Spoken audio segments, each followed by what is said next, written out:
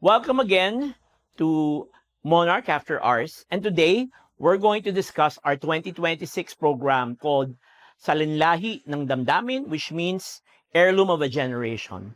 2026 is a very exciting period for the Monarch as we combine artists from several galleries. And now we also have artists of our own, which we will show you. Our program starts with Philippine emotions and ends with Philippine emotions. We start with Pag-asa and we end with Ligaya. So today, let's have a journey on who are the new artists that we will be featuring. I hope you enjoy it.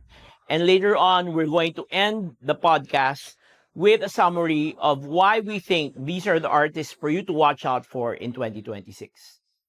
Hi, I am Jacqueline Faha and my artist name ngayon ay YMY. My name is Sammy Delenya. I'm Maria Melissa Sangoyo. Hi, I'm Adeline Alcalba. My name is Raisa Kalunsag. Hi, my name is Eric Kalindogan.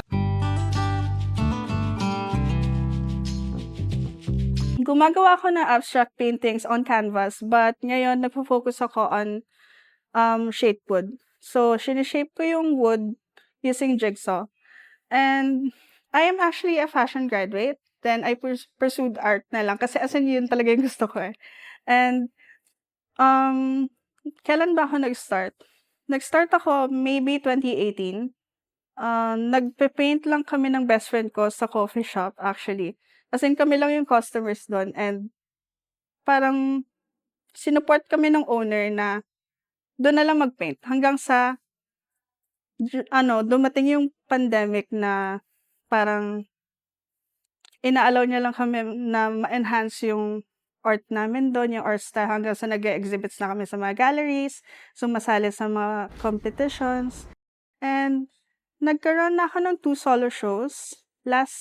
Yung first solo show is yung sa Nuzan Art Gallery last year. Yun yung time na pinalitan ko na yung artist name ko to YMY.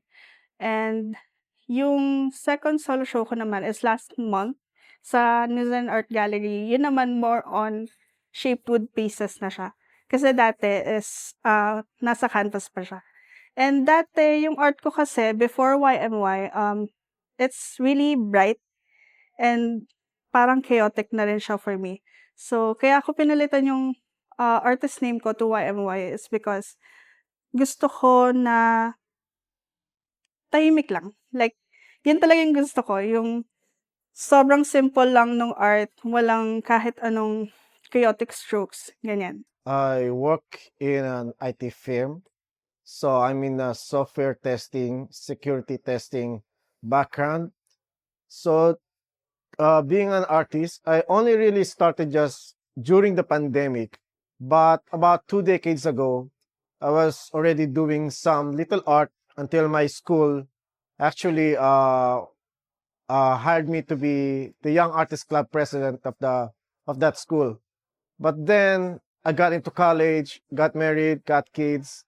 I totally forgot everything about art. I didn't touch any brush or paint for the next 2 decades until pandemic come. So the pandemic became a source of my venture again to the world of art. So I started again painting, and that's basically how I started. And then milestone. I really do not have any milestone yet because I've just started doing this. So hopefully with Monarch, I will be able to publicize my work, and hopefully people will love my stuff. I'm an abstract artist. I've been painting since 2017, but mas nakapag-focus ako 2021. That was when I was diagnosed with cancer. And painting became a healing journey for me. So it really helped me in one of the toughest times of my life.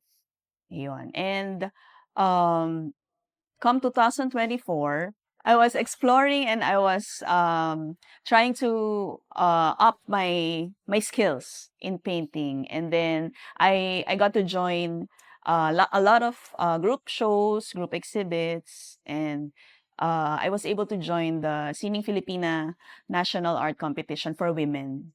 And that time I was awarded the second place for the non-figurative category. So that was really a blessing for me. And it was, I think, sign from God that um, I should take this journey, this art journey. I'm a visual artist and a licensed civil engineer. My artist journey started last 2020 during the pandemic. Initially from using oil paints, pouring oil paints, but then it evolved into abstract realism and impressionist realism. So, mostly ang works ko is nag-derive from experiences and I guess for milestones. Um, so far, maaga pa kasi sa career ko for milestone. So I guess you could consider my first commission which started my art career during noong 2020. And then my first exhibit as well sa Centro Leon Galleria Museum for the Sub-Saban 2025. I am a ceramicist. I started working with clay 2022, tail end 2023. And I did it because I wanted to learn something new. You know, we had just come out of the pandemic and things seemed a little different, and I wanted to find something that would sort of get me back into what the new normal meant at that time. In terms of milestones, I think maybe I'll start with coming in as an appreciator of art. So for the longest time, I have always liked art. I like going to museum. I'm a bookworm, so I like reading about art. And so I guess the first big milestone for me was to be able to make something that I could share with other people through clay, no? I tried other mediums before, but I found more kinship with clay because it's a very grounding medium. You have to really be in it. You have to work with clay up to your elbow sometimes. It has a smell, it has a feel. It's warm, it's cold, it's wet, it's dry. So all those things make it such an excellent medium to not just work with, but to get to know. I think other milestones for me was also being able to finally exhibit my work. And in the first group exhibit I joined, having people purchase it for the first time, that was such an exhilarating feeling.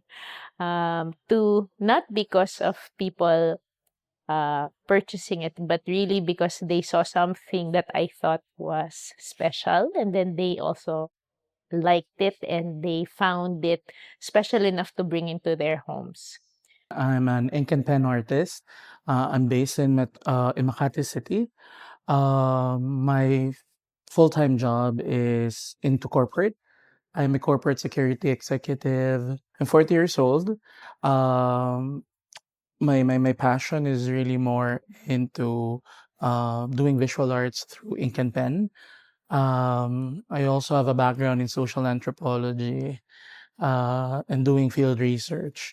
So in a way, when I first started doing artworks as a profession, basically, it's more of like a storytelling of stories that I usually encounter day to day. It's more of like, personal thing for me. Milestones is that ever since I was young, I draw a lot. But after graduating, I set aside um, my passion in creating artwork to enter the corporate world. It was just like any other artist, perhaps. It was in 2020 during the pandemic when somehow the passion came back, and basically I started doing artworks through ink and pen. This is despite other people telling me na, my artwork is very niche, may not be gallery friendly, or it's not, it doesn't fall in the typical fine art type of creations. But I find comfort on that particular niche. I like the challenge.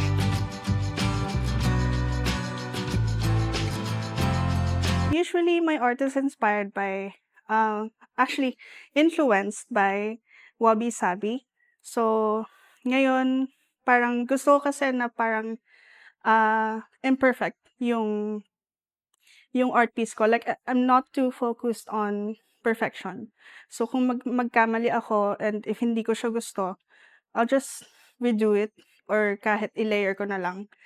So, pag gumagawa kasi ako ng artworks, I listen to songs. So, yung mga kinakalabasan ng artworks ko mostly parang based dun sa song na pinapakinggan ko that time. So, kung for example, yung mood ko by that day is happy, I try to listen to happy songs kasi ayokong masira yung mood na yun, especially kung happy yun. Kung sad ako, I try not to parang mag-lie sa sarili ko na, I should be just happy for today. Pero, kailangan kailangan ko malabas yung emotions na yun. So, one, songs, emotions, and experiences din. Then, parang umiikot yung art ko. There's really no key figure about my art, but I'm actually watching a lot of YouTube videos and Instagram and stuff like that. No particular model. So what I do is get the best ones from each artist and then bunch them all together and produce an output, something like this. Aside from being an artist, I'm actually a full-time missionary.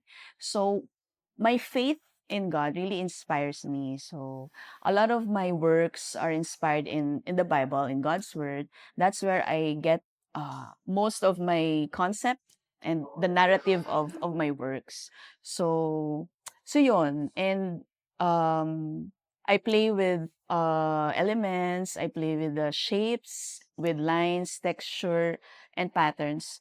And to achieve yung balance and harmony sa mga work ko. So I try to create works that are calm and that evokes peace, and because my life experiences, there's a lot of may I say chaos, something like that. So my cancer survivorship, it's really challenging. So there were a lot of hardships. So I want my artworks to show peace and calm, and yun, to show na we can have this calmness even in the midst of hardships. My inspiration for my art is travels or everyday everyday life. Things that give me wonder, or maybe even the simplest things as the dewdrops sa isang moss, or a simple old lady at the park. So, mga ganong bagay. Pero mostly deriving siya sa nature and seascapes, landscapes. So what inspires me to create? So because I am an educator by profession, I think I'm always inspired by people and the way they think. A lot of my pieces talk about, or a lot of my pieces try to showcase how people look at certain things. I love playing with words in my work, so I like the idea of naming a piece one thing and then having it show another. I love Manila and the Philippines in general. It's a huge inspiration in what I do. I work in development, so I see a lot of different types of people, and a lot of times when we talk to them, many of their stories almost always end up in the pieces that I make. So it doesn't have to be direct, but almost always yung sentiments nila, yung pakiramdam, pinapasok or napapasok doon sa pieces. I think my inspiration, and then at the same time my process, is that I don't want my artwork to be more, it's not really, it's more of like a talking piece rather than something very decorative. I always imagine myself or my story resonating to the person that is looking at it, and then creating a story that they can call their own from my artwork. So there's always that process of transferring, an art piece and initiating conversations, discussions. That's why sometimes my subjects are more focused on stories from the peripheries or stories that are not usually discussed. Nagsa-start kasi ako randomly, nagpe-paint ako on paper. Then kung makikita niyo, parang for example, parang circle siya at first, then magle-layer ako ng magle-layer. Then gagawin ko na siya sa wood. Parang i i-le-layout ko siya sa wood, then magka-cut ako doon. Ika-cut ko siya using jigsaw, then gagayahin ko kung ano yung color na nagawa ko on paper. For this one naman, this one kasi may theme ito, about ito sa akin actually, my experience. Itong piece na 'to is, parang itatap niya yung sarili niya sa back and nagagalaw din yung arm niya. So, ganito siya, para ma-pat yung back ng piece na 'to, gagalawin mo siya ganyan. So, yeah. Interactive siya, you can move it depending so parang you can play with it actually, ayan. So, ito yung example ng aking, wood piece. Hindi na ako masyadong gumagawa on canvas but I am trying na bumalik sa canvas kasi mahirap din na parang puro shape wood ako, parang nagkakasakit din ako dahil sa wood dust, gano'n. So what I normally do is I have a pencil with me where I do the bare bones structure of the art, and then I slowly add colors.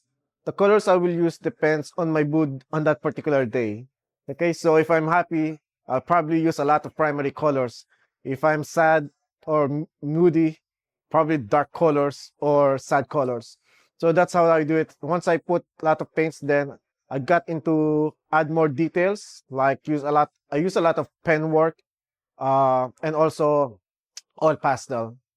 Yeah, like for this particular work, this actually presents a tension between structure and spontaneity. You will see a lot of geometric figures in this artwork. So that presents rules, routines, and some brushwork which presents like spontaneous. This artwork only shows that uncertainty and routine and rules can coexist together. Mostly in my artworks, I try to really do color theory. So I think of the colors that I will use. So mostly I use analogous scheme and sometimes complementary scheme so that it will really look balanced and yeah. And then in the process I choose the narrative, and then I will do a digital study and then create it on the canvas. So I cannot really create right on the canvas. I have to have a digital study of my work. I mostly take my palettes from the colors of nature. I want my works to be both reflective and meditative. So I want people to bring them to the scenes I've been through my works the way I see it. This is a Valkyrie. So the name of the piece is Valkyrie, and what inspired it initially was the idea of in Norse mythology, yung warrior women that bring the fallen to Valhalla.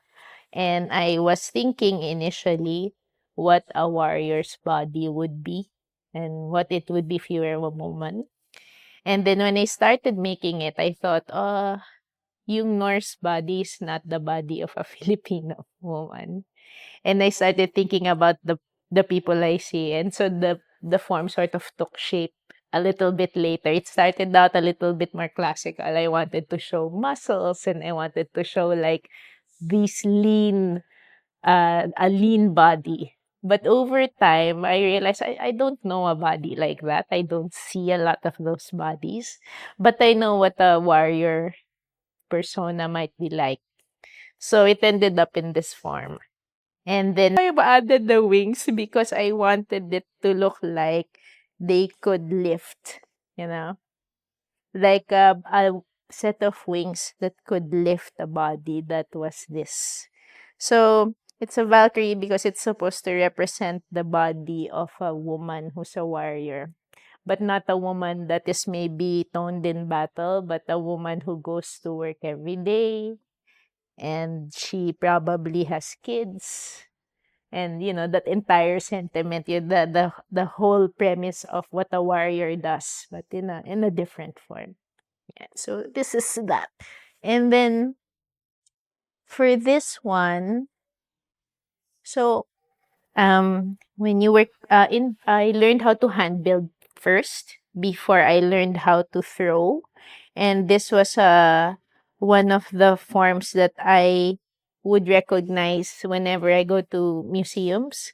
So it was very important for me when I learned to throw to learn how to make the forms that our ancestors made, yung mga tabon cave, ganyan. Kasi I am very much aware that the material I work with will outlive me, and then it's the kind of material that dates cultures. You know, if you dig deep enough, or if you were to if you were to go and do an archaeological, you know, project, you would find pottery. So I wanted to make a form that was similar to what our ancestors made. Then I added the leaves parang as a way to uh, put a stamp to today because it was made in this century. And at the time that I made it, it was a parang parang a popular thing that many of people here in the Philippines are doing, like growing plants and things like that. So yun, this is what this is. I consider myself as a surrealist, maximalist, also very challenging as an artist kasi I'm really into fine details. I don't like negative spaces. There's an urge for me to always fill in those negative spaces with, you know, certain elements or certain patterns. As you can see, as an ink and pen artist, basically my artwork is actually exclusive in the black and white and gray colors. For me, for some people, it's very niche, but for me, I find it very challenging, especially when evoking certain emotions or certain, it adds up to that challenge. So as an artist, I find it na parang for some artists it's easy because of colors, because there's that particular option. But for me as an artist, since I'm isolated in certain colors lang, it challenged me on how to create artwork that still resonates certain emotions despite you know the limitation of the colors that ink can offer.